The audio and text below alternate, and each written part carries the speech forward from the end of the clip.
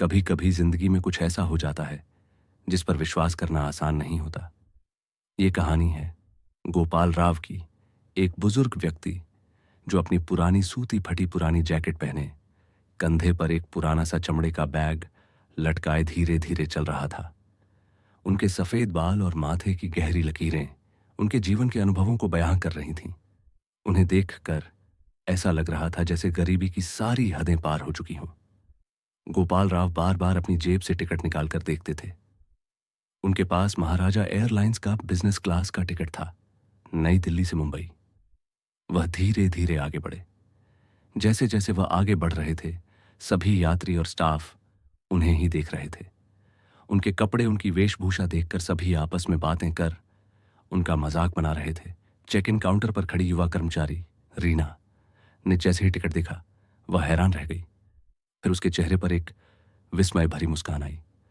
बाबा जी, क्षमा करें, कहीं टिकट में कोई गलती तो नहीं हुई? उसने पूछा। बुजुर्ग ने बड़ी विनम्रता से पूछा, क्या हुआ बेटी? टिकट ठीक नहीं है क्या? कोई गलती है क्या? रीना ने लगभग हंसते हुए जवाब दिया, यह बिजनेस क्लास का टिकट है बाबा जी। जानते हैं बिजनेस क्लास क्या होता है? बिजनेस क्लास ये अमीर लोगों की बातें आपके समझ नहीं आएंगी। ये आपने खुद खरीदा है क्या? पीछे लाइन में खड़े एक सूट पहने यात्री ने जोर से हंसते हुए टिप्पणी की, लगता है किसी अमीर रिश्तेदार ने दया कर दी है इन पर। इकोनॉमी में बैठना पसंद नहीं करते होंगे। पूरी लाइन में सभी ठाका लगाकर हंसने लगे। गोपाल राव चुप रहे। उनके चेहरे पर अपमान की टीस साफ झलक रही थी। उन्होंने खुद को संभाला और धीरे से बोले, बेटी, यह टिकट मैंने ही खरीदा है, तुम मेरा विश्वास करो। रीना ने कहा, आप क्यों मेरा समय खराब कर रहे हैं? मुझे मेरा काम करने दीजिए और यहां से हट जाइए। बुजुर्ग ने फिर कहा, बेटा एक बार मेरी बात तो सुनो। इतने में रीना ने अपने साथी विजय को आवाज दी, विजय जरा देखो, बाबा जी बिजनेस क्लास जाना चाहते हैं। लगता है ये एयरलाइन रुकवा कर ही मानेंगे। विजय पहले तो मुस्कुराया, फिर बोला, अरे ओ बाबा, बिजनेस क्लास तुम्हारे लिए नहीं है। तुम्हारी सीट इकोनॉमी में बदल देते हैं। पैसे भी वापस मिल जाएंगे, उनसे अपने लिए नए कपड़े भी खरीद लेना। सभी लोग उन्हें देखकर फिर से हंसने लगे। बुजुर्ग की आवाज में दर्द था। उन्होंने कहा, बिजनेस क्लास मेरे लिए क्यों नहीं है? मैंने पूरा पैसा दिया है। क्या यह सिर्फ महंगे कपड़े और रॉब वाले लोगों के लिए ही है? लेकिन स्टाफ ने उनकी बात पर ध्यान नहीं दिया। हर कोई बस उसका मजाक बनाने में ही लगा रहा। बुजुर्ग की आंखों में अब आंसू थे। बेटी, मैंने अपनी पूरी जिंदगी ईमानदारी से मेहनत की है। आज पहली बार सोचा था कि कुछ घंटों का सफर आराम से गुजारूं। इस एयरलाइन में बैठना मेरे एक सपने जैसा है। यह टिकट मेरे आत्मसम्मान की खरीद थी।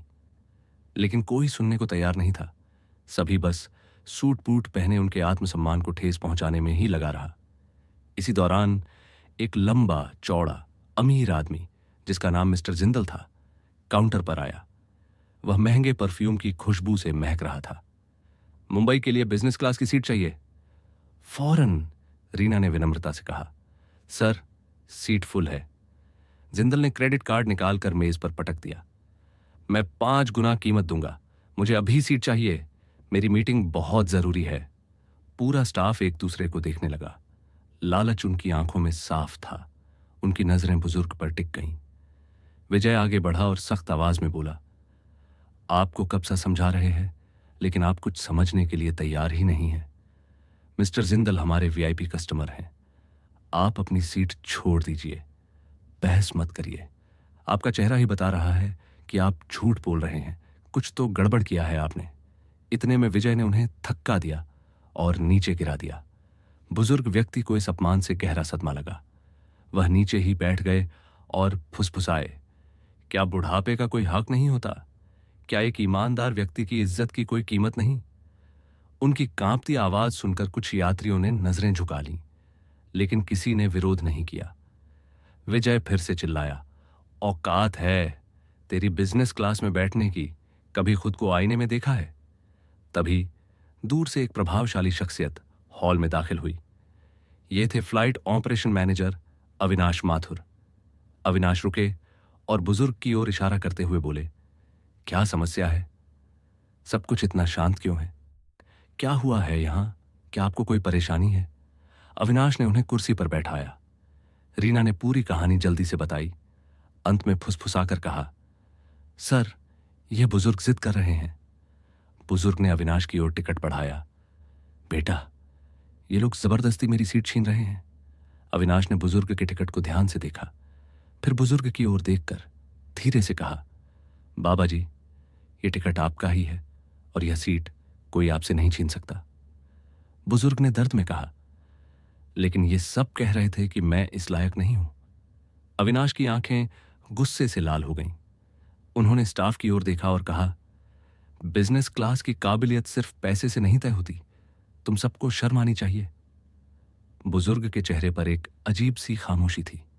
उन्होंने अविनाश से पूछा, बेटा, इस महाराजा एयरलाइंस का मालिक कौन है? अविनाश ने जवाब दिया, सर, उनका नाम राजेश गोपाल राव है। वह अक्सर विदेश में रहते हैं।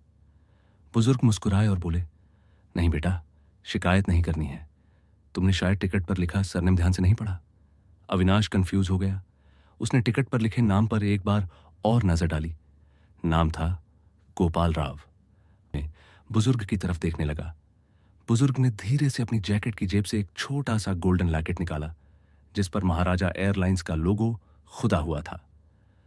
हां बेटा, बुजुर्ग ने अपनी धीमी आवाज में पुष्टि की, मैं ही हूं, गोपाल राव, इस एयरलाइन का संस्थापक, और राजेश गोपाल राव मेरा ही बेटा है। पूरे हॉल में सन्नाटा छा गया। मिस्टर जिंदल भी सदमे में खड़ी डीडीरे थे।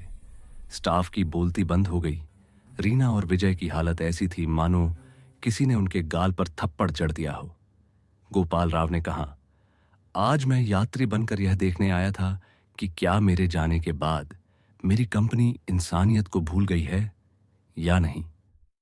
उन्होंने अपनी भारी आवाज में कहा, तुम लोगों ने सिर्फ मेरी नहीं, मेरी मेहनत की बेइज्जती की है। एक यात्री को उसके कपड़ों से जज करना, यह मेरी ट्रेनिंग नहीं है। उन्होंने तुरंत फैसला सुनाया। मैनेजर अविनाश माथुर को उनकी ईमानदारी और सही समय पर लिए गए निर्णय के लिए रीजनल हेड के रूप में प्रमोट किया जाता है। रीना और विजय, तुम्हारा बर्ताव मेरी एयरलाइन के मूल्यों के खिलाफ है। तुम्हें तत्काल प्रभाव से बर्खास्त किया जाता है। ऐसे लोगों की यहां कोई जरूरत नहीं है। रीना और विजय दोनों ने उनके पैर पकड़ लिए और माफी मांगने लगे, पर गोपाल ने उनसे दूर हटे और आगे बढ़ गए। मिस्टर जिंदल, उन्होंने अमीर आदमी की तरफ देखा, आप अपनी सीट पर जा सकते हैं, लेकिन याद रखिए, संपत्ति हमेशा सम्मान से छोटी होती है। मिस्टर जिंदल का सिर झुक गया। उसे विश्वास ही नहीं हो रहा था कि ये फटे पुराने कपड़ों वाला इस एयरलाइन का मालिक हो सकता है। पूरे हॉल में तालियां गूंज उठीं। गोपाल राव ने यात्रियों की ओर देखा और कहा, इस एयरलाइन का टिकट हर उस व्यक्ति के लिए है जिसने इसे खरीदा है, न कि सिर्फ उस व्यक्ति के लिए जिसके पास इसे खरीदने की ताकत है। वह फिर मुस्कुराए, अपना पुराना बैग उठाया और अविनाश के साथ बिजनेस क्लास की ओर बढ़ गए। यह रात महाराजा एयरलाइंस के लिए एक सबक का दिन बन गई थी और हर कोई बस गोपाल राव को ही देख रहा था।